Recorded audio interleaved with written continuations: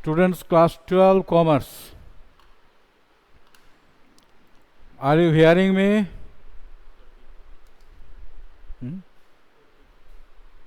Orpita, are you hearing me?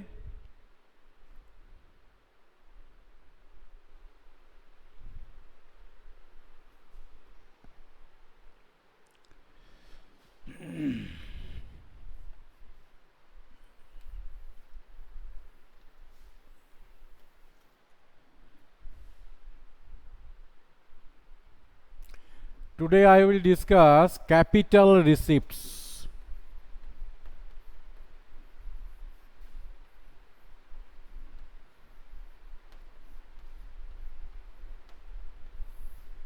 Capital receipts.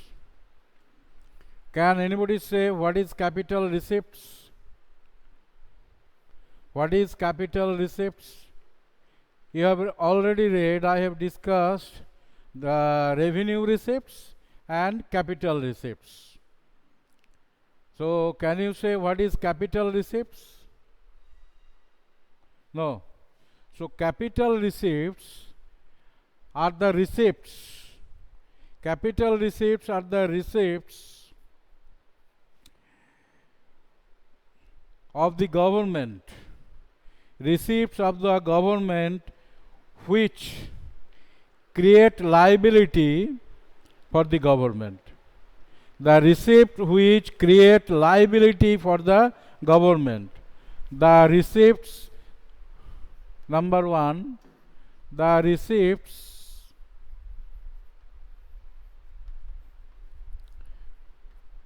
which creates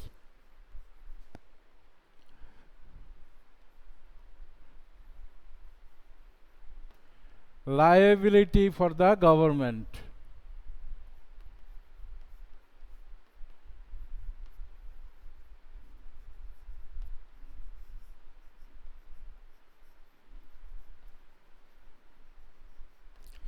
Liability for the government.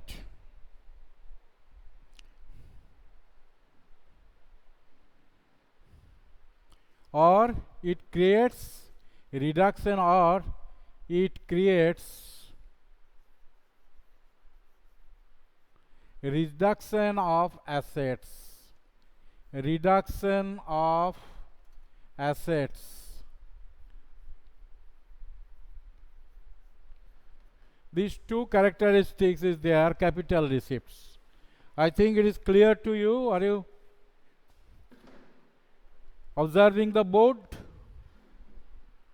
Are you observing the board, please?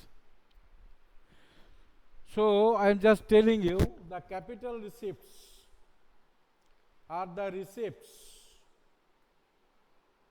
which either create liability for the government or cause reduction in the assets of the government. Reduction in assets or liability for the government. These two features constitute capital receipts, and capital receipts are of three types. Three types.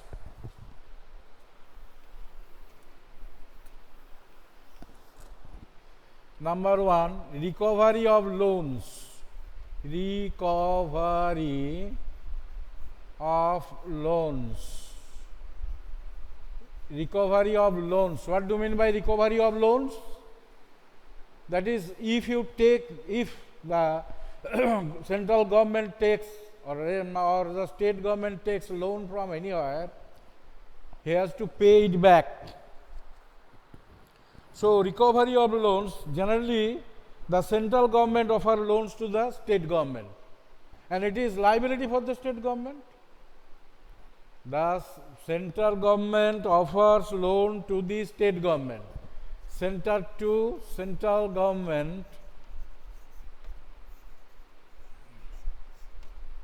to state government, loans from central government to state government. You know, sometimes the state government takes loan from the central government, so it should be recovered. So it is a liability. Now, capital receipts of the government which either creates liability or cause reduction in asset. Liability, why? Because if you take loan, then you will have to repay it. So, if the government takes loan either from the central government or from RBI or from bank, so it is the liability of that state government who is taking the loan to repay it. So, it is a liability. It is a liability, and capital receipts are of three types. Capital receipts are of three types. It is of three types. Number one is recovery of loans. Recovery of loans. Number two is borrowings and other borrowings and other liabilities.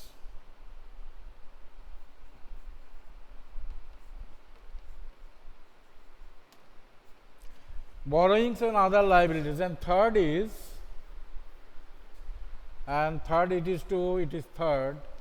third is other receipts. Other receipts. There are so many receipts are there. These are called other receipts. So, capital receipts are of three types. Capital receipts are of three types. That is recovery of loans. Number one, recovery of loans means the central government offers loan to the state government. The central government offers loan to the state government, right, to cope with financial crisis. If the state government faces any financial crisis, then he takes loan. He asks the central government to give loans, and the central government gives loans to cope up with the crisis. That is to solve the financial crisis of the state government. When these loans are recovered, assets of the government are reduced because he is giving. He is giving something.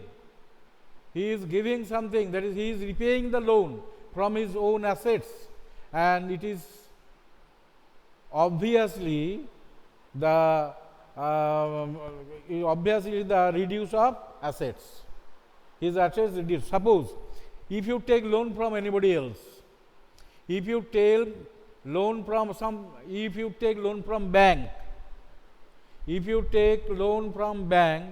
and when you will repay it, then you will have to pay the principal even with interest. So, it is reduction of assets of you. So, it is reduction of assets. So, recovery of loans, number one. Number two is borrowings and other liabilities. Borrowings and other liabilities. While lending creates assets,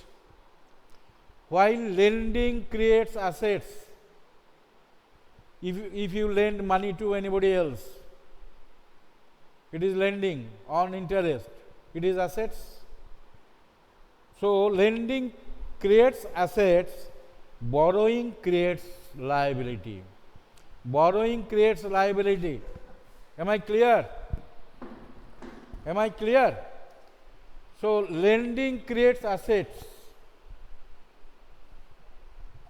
If you lend money to others, on interest or without interest, it creates assets because you are not spending it. But when he is spending to repay the loan, he is spending something, it is not his assets. Now, number three is other receipts. These receipts include items like, these receipts include items like what? Investment. Investment, which opposite to, no, disinvestment, which includes disinvestment, which is opposite to investment. It disinvestment.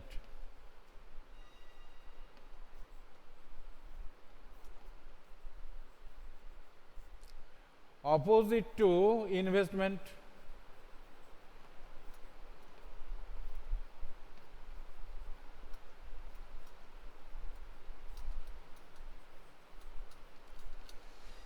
Disinvestment is opposite to investment. Disinvestment means someone has building, government is selling his land, a capitalist is selling his land, building, which he constructed, but now he is selling for necessary, and it is called disinvestment.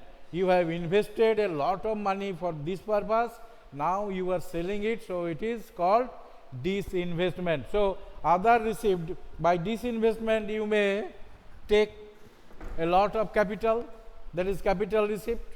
By selling a building, one can receive a lot of capital, so it is capital investment, and it is opposite to investment. Am I clear? It is opposite to investment. Now, I will give you the differences between revenue receipts and capital receipts. Differences.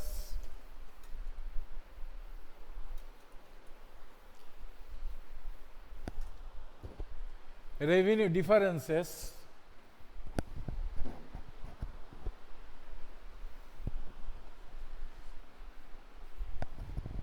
Yes, differences.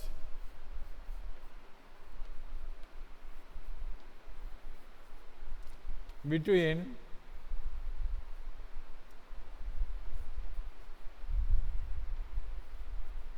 revenue receipts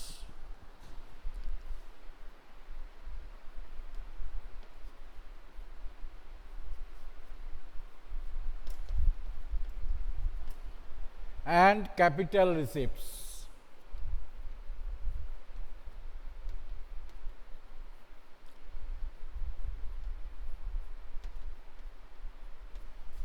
Suppose it is revenue receipts.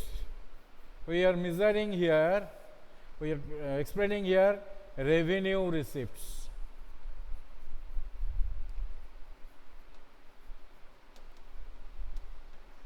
And on this side, we are getting capital receipts.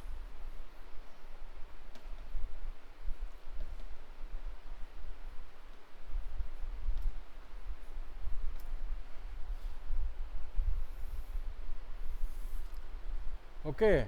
So, this is revenue receipts and capital receipts. How will you explain it? First, you define revenue receipts.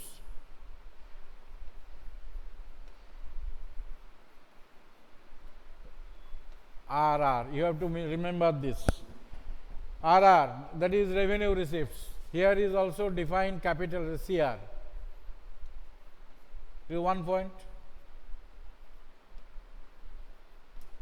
CR. Define these two. And number 2 is revenue receipts.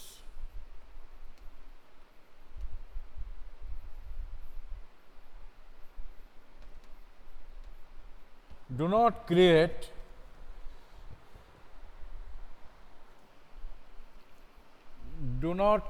or impact. Do not create or impact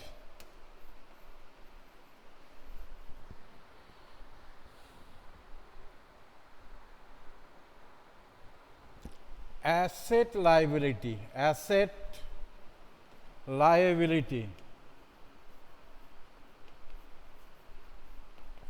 Is someone telling anything else? Is there any question? Yes, sir. So, asset liability and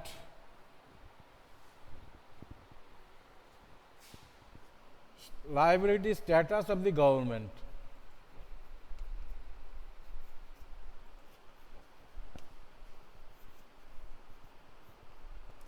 Status of the government. It may be increased, asset may be increased, assets may be increased or decreased.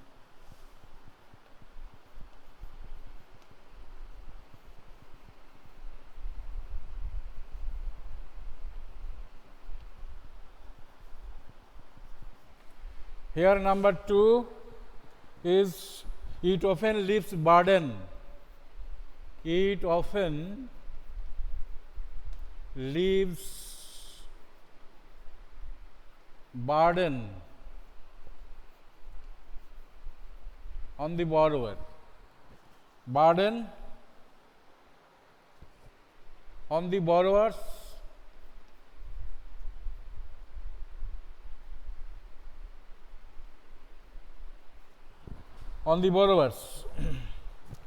or on future generation or on future generation.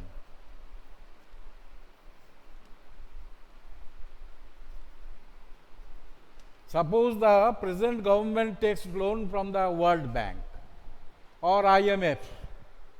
Suppose the government takes loan from the IMF or World Bank, and after the tenure it is not repaid, then the government which will come later on, he will have to bear this burden of loan. He will have to repay it. He cannot deny to repay. So, it is often leaves burden on the borrowings on future generation. And number 3 is high revenue receipts. High revenue receipts.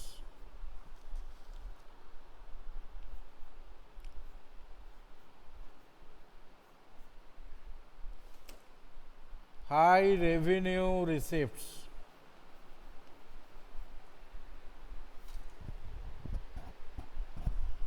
Receipts.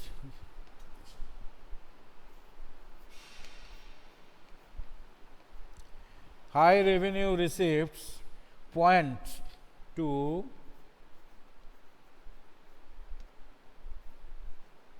sound financial health.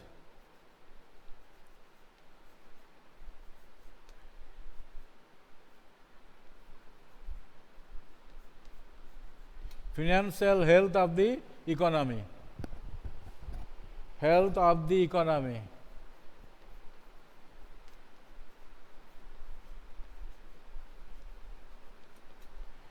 And here the third point is on capital receipts, that is high capital receipts. High capital receipts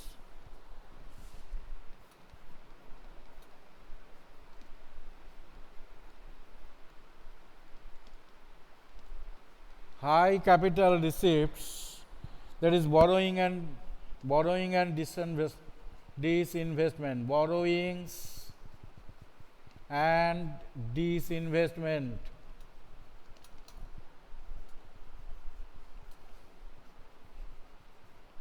Borrowings and disinvestment point to poor financial investment, points to poor financial health, health of the country.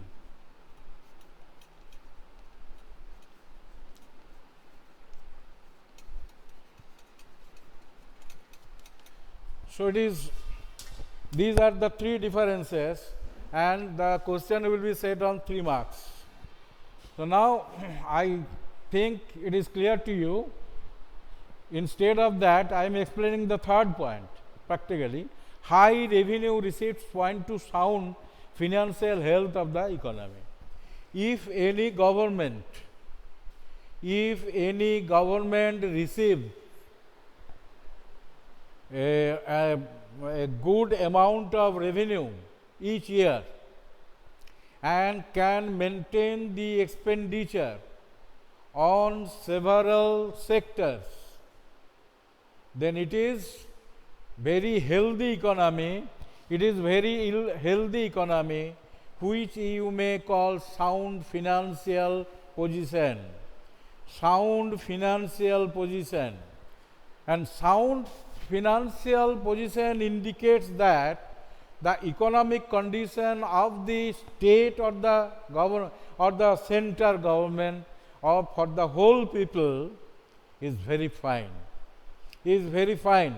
Like in America, USA, that is USA, UK, even France, Canada, they enjoy this facility. They have the strong economic power through which they can continue their luxurious life and export so many goods to other countries and earn foreign capital.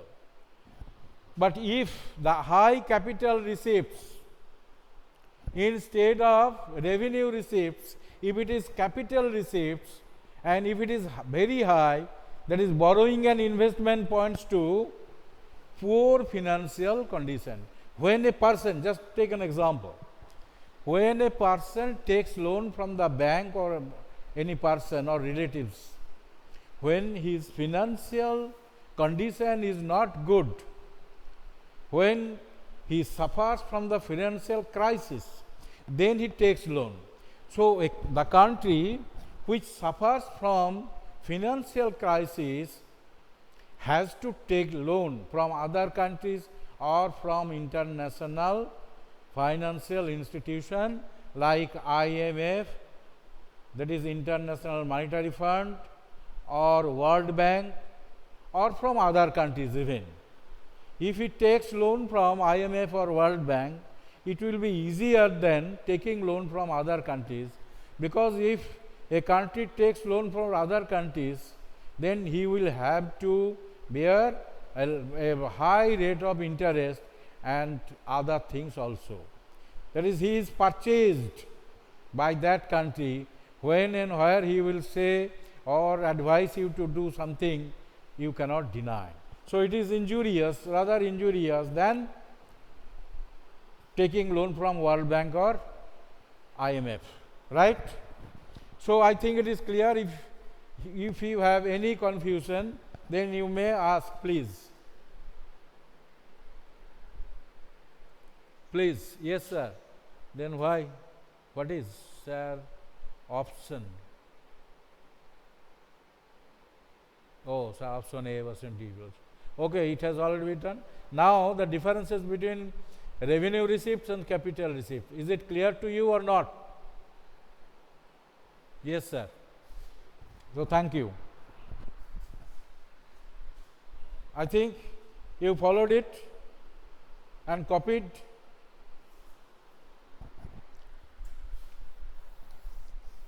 These are very important questions for 3 marks. 3 points is enough.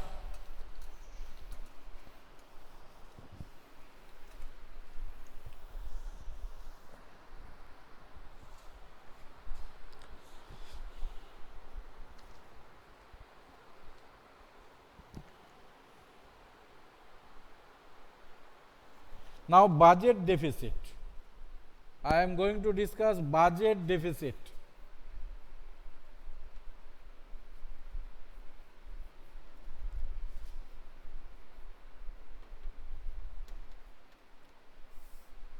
You know, both the central government and the state government make budgets before the starting of the new financial year.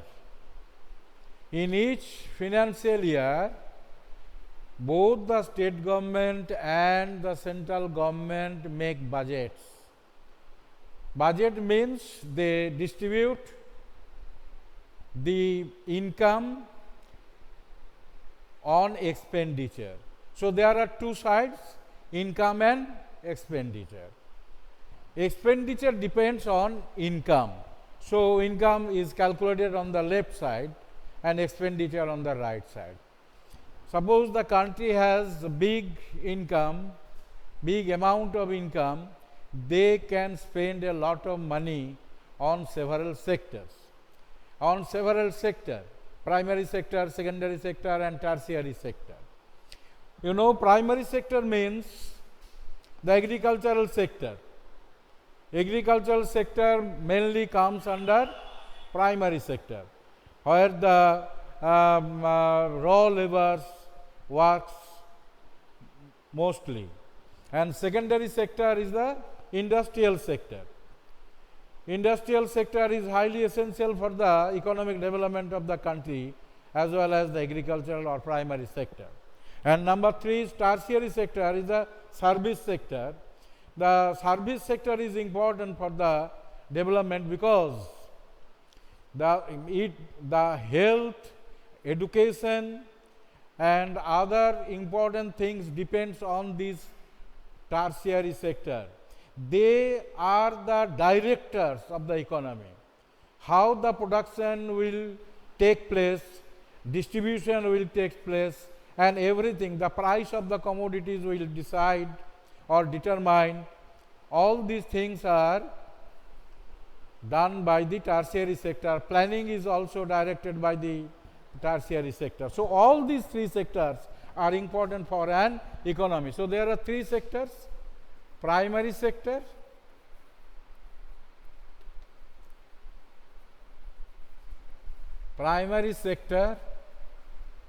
number 2 is secondary sector,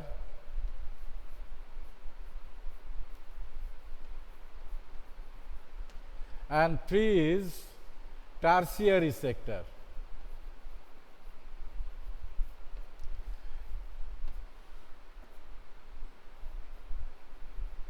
So, these 3 sectors, it is the planning of the government, it is the budget of the government, what they make before the starting of the financial year, that how much or what amount of national income will be spent on primary sector, on secondary sector and on tertiary sector.